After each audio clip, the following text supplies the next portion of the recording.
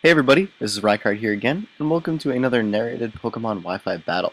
Today's battle is an NU match against an opponent by the name of TheFlawlessPlan, and this is one of the first matches that I had getting back into battling over Wi-Fi since I've been at school, so I wanted to use a team that I was pretty familiar with, so I chose one that I used in a previous video. It's one with a few of the guys that I was talking about before, with the banded Rykard and the mixed Rampardos, and a few other interesting things.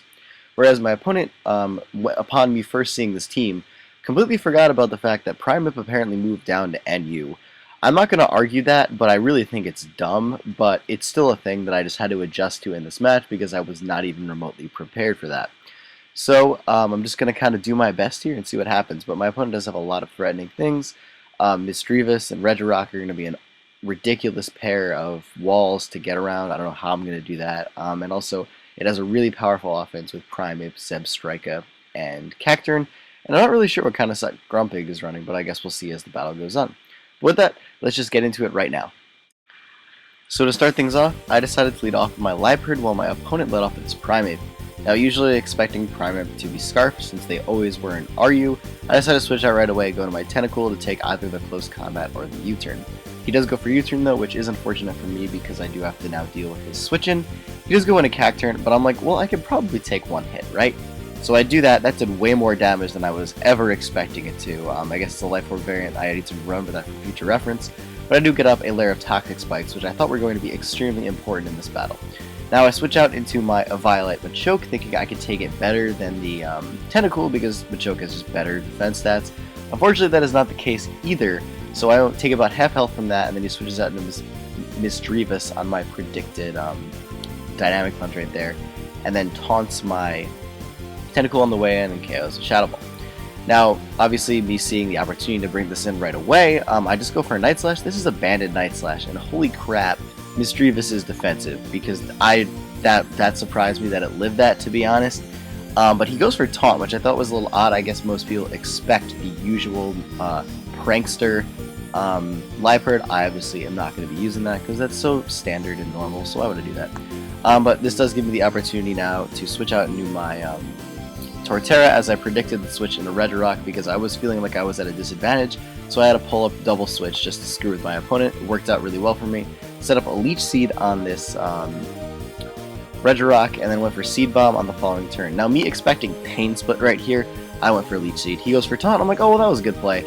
So now I'm expecting Pain Split, so I go out on my Rykard because I'm like, well, this has the least HP out of everything on my team, so it won't get that much back, and then I can just kill with Night Slash.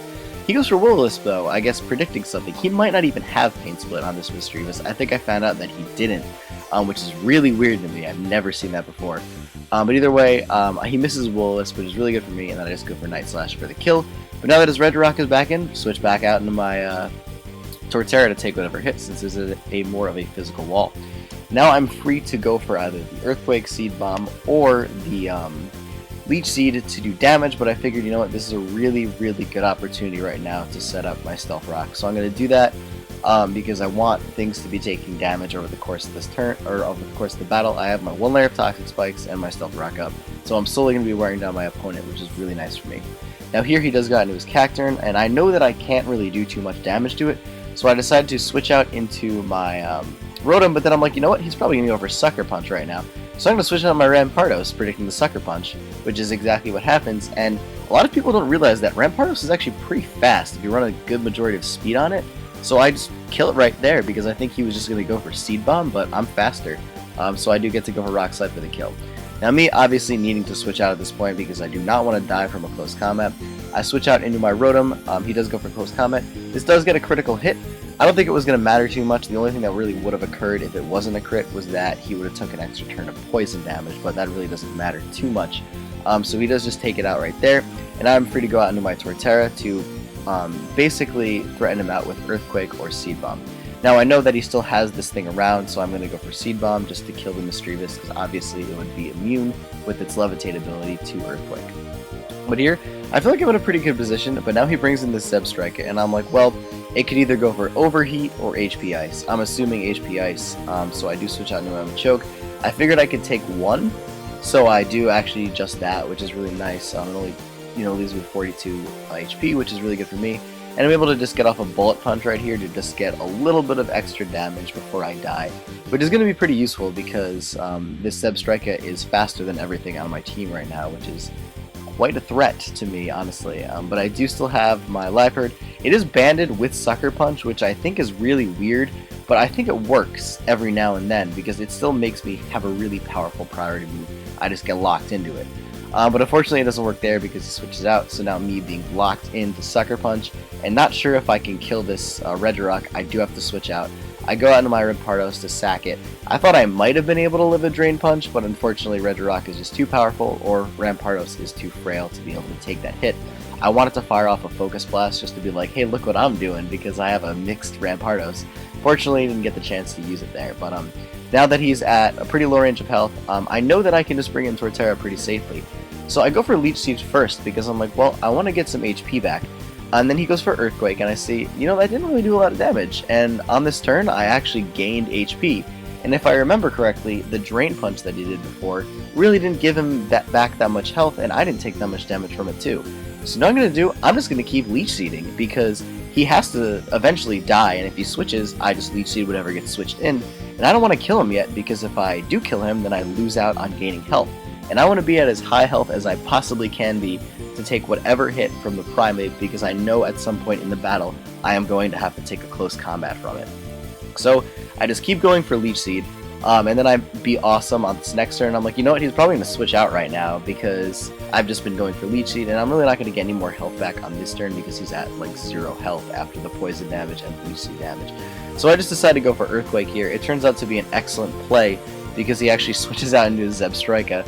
So that's really good for me because I'm actually able to kill him right there. Now even if I did go for Leech Seed, I still would have killed him on that turn because of the Leech Seed damage and the poison damage, which would have actually put me at even higher HP, but I wasn't thinking about that at the time. Now me expecting Primate to just go for Ice Punch here, I was like, maybe I can live this. He just goes for U-Turn, and part of me, upon thinking about this battle afterwards, did not think that he actually had Ice Punch on his Primate. I don't really know what they normally run other than Stone Edge Close Combat and U-Turn. I have Ice Punch on mine at least, I'm not really sure what the other standard move is. But either way, he goes out into his Grumpig here after his Regirock dies from Stealth Rock, and I'm just like, well, I can Leech Seed this. If it's Sub-Calm Mind, I have an answer to that. If it wants to go for Signal Beam, I'm screwed. Hopefully it doesn't have that. But he goes for Taunt. And I don't really know so much about Grumpig sets. I guess this is a common thing because this is the second battle that I've fought a Grumpig that's had Taunt on it. I just think it's a very weird option because I feel like it doesn't get so much out of Taunt as a lot of other uses of Taunt would. But if it's a move that works for it, I guess it worked, and it did work in that situation.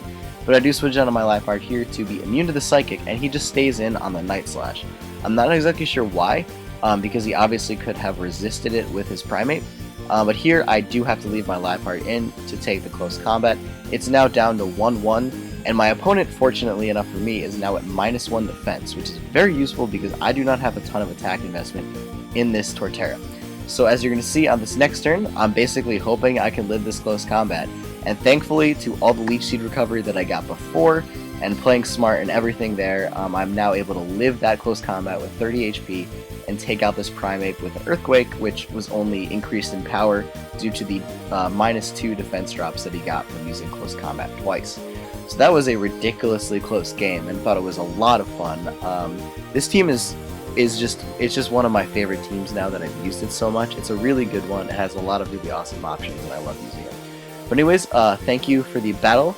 As always, take care, goodbye, I'll see you next time, and I'm sorry, sir, but it looks like your plan was flawed.